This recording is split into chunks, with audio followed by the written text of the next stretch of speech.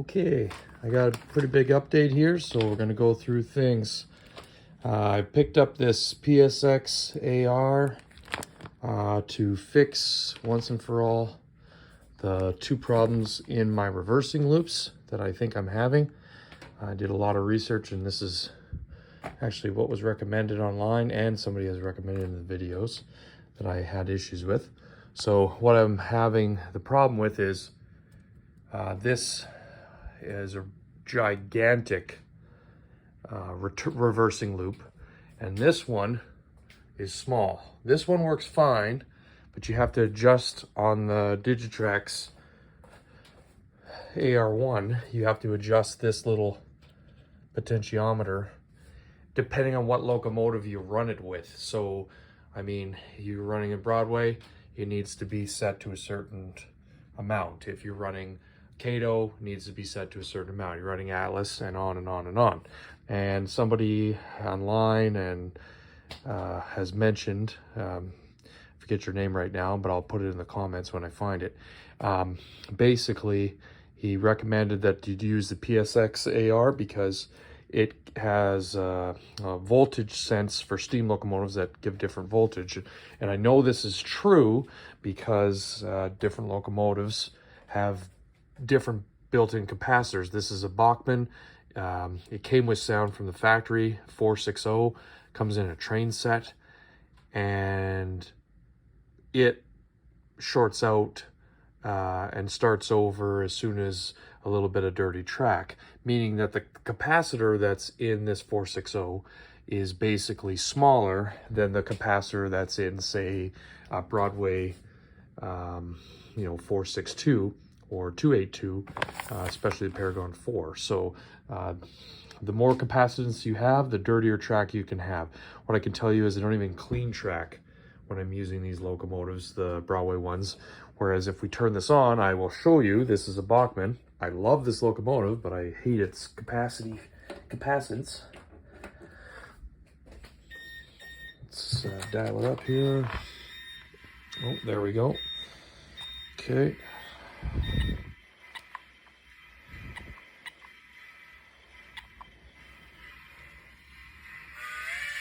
Okay, we picked her up. There we go. So I'm at speed step 5. Okay, we're gonna have to run it at probably 25. Everybody likes it to run slow.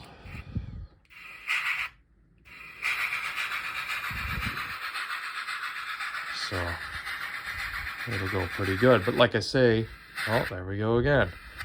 And that's because I haven't been here for a week. I haven't ran trains. Track's a little bit dirtier than normal. It gets through it, but that's the capacitor. So I'm just gonna shut that off while I'm talking for the next part. So basically went to Vancouver, BC. I have to go there for my work, and picked up cars and brought them back. And so there's weeks where I have lots of updates, and then there's weeks where I have nothing. And this is the week where I have nothing because I was working. So this is some of the things that I've acquired since the last one. So picked up these Transformers original figures. They don't transform, they're just stationary.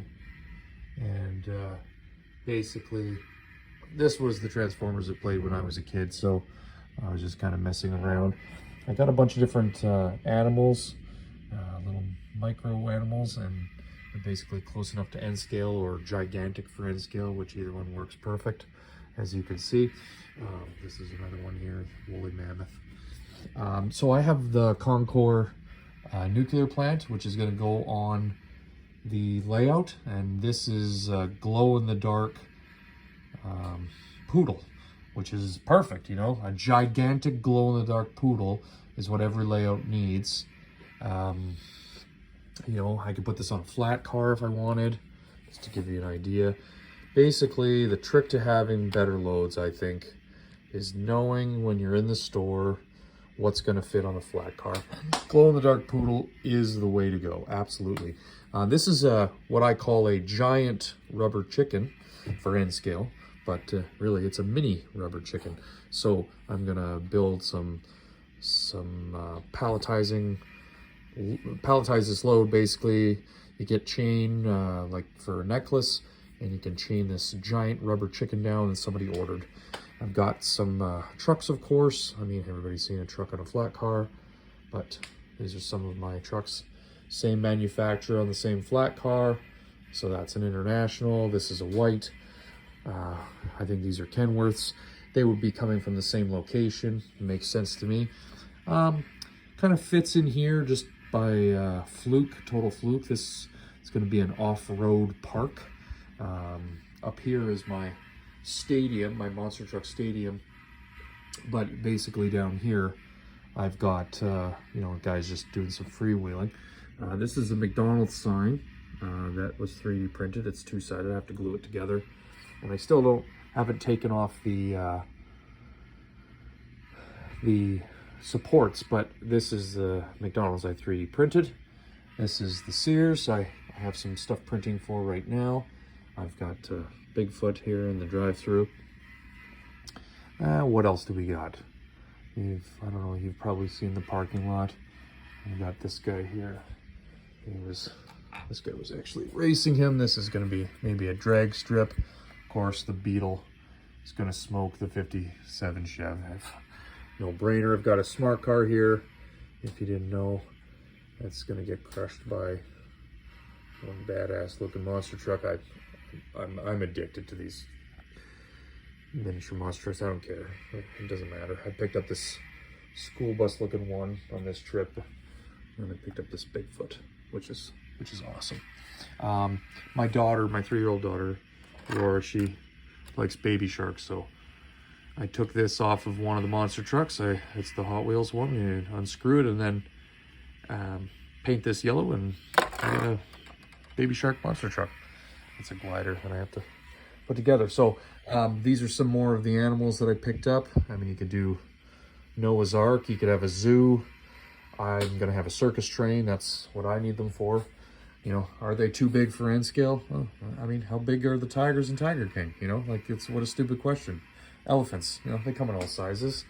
Got some of my Viking and Kato cars on here. They don't have rolling wheels, which is perfect for this. And this is my U25B, and my U25C came today. So it is here. Basically looks the same. Let's just...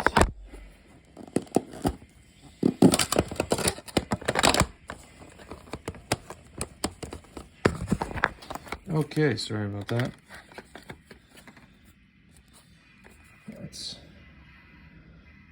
That's what it looks like. I don't care what anybody says. I mean, there is no more detail on a diesel locomotive. It's absolutely interphenomenal. I don't know if that's even a word, but that works for me. Close this up. Okay. Picked up some more grass tufts. They were going to go on the bottom level. I've got play sand in a pail and a sifter in the garage. Nothing that you're going to watch, but this is where some of this little town is going to have to go. It is not going to fit from where the mountain scenery has ended up. This is my copper mine. This is the 3D printed bridge. Let's get on the stool here. That I printed at the library. It's still got supports on it, and essentially I think it came out awesome. I've got risers to make it work. That's stealing from Mike Fifer, and he's the guy with all the risers on his layout. If you haven't heard of his channel, obviously, who hasn't heard of his channel? This is a 3D printed coal hopper, which I've got some more of right here, and giant baby. I mean, giant compared to Kenworth. What else do we have? I've got, you know, spools, jars, you know, all kinds of basically loads. Picked up these cabooses in Vancouver. I've been looking for these for a long time. They are hard to find. Let's, a couple of those come up. There we go. Fixed it. Pretty boring, but click that in. Finish their job. Final Assembly Canada. I think this one's really sharp. Like that wood look. So, overpaid for them, but yeah, when you find something that you need. These came in today as well with these 3 boxcars. And I was looking, this isn't the reason that I bought the auction, I bought it for those. So this car was in the lot. And if you know KD and Microtrains, that's a really low number, and that's one of the original prices, $395 original, or maybe right after they had it on sale for $352. I mean, don't you wish that you could still get boxcars brand new for that? And even used it's gone absolutely crazy, like everything. So you have to come up with different ways to do your layout, and that makes sense. So let me just see what else. Over here, I've got a Sasquatch in the forest. I think that came out really nice. Put a little digger in there.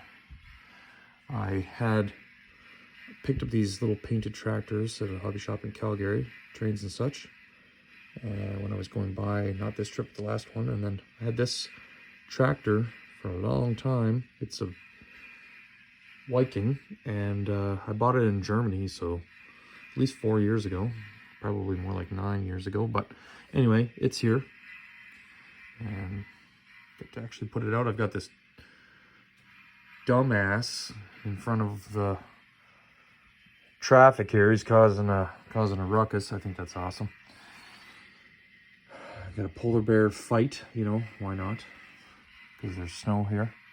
And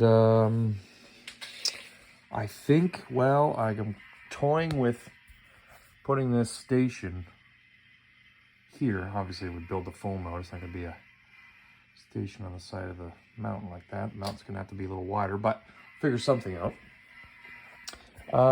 So yeah, I need to basically get back to doing the plaster cloth.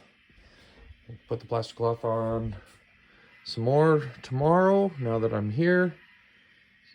Get this stupid thing glued down. I've got this basically figured out, and I'm gonna put that PSX AR in the reversing loop, try it out, and I'm gonna put it in the giant one and see if it works for that, because basically what I think is it's too big of a reversing loop for an AR1. Goes through here and around the very bottom, so it's too big. I suspect it is. I'm gonna have to rejig things where the loop is gonna turn in sooner in order for this to turn around, because that's the very end of the layout on the bottom and the very end of the layout on the top. So it goes around the whole layout a bunch of times, I think 7 times or something like that. And what happens is, gives you a super long run. It's called a no-helix. It's basically no helix involved, and that's the name that they came up with in the magazines. And the long run is permitted because the train goes back and forth. This gives you exactly, sorry about the stool, exactly the noise that would happen. Makes sense. All right, we'll talk to you when I have the next scenery update. Oh, one other thing I forgot. I've organized all my common scenery items down here. Put milk crates underneath, and I want the floor to be empty like that. I hate it when it's like this. Those white stools are going to come out. I've got some garbage to clean up. And yeah, put some trim on the floor. That'd be nice. Get that done and we'll move on. So, like I say, we'll get on the scenery and get back on the YouTube.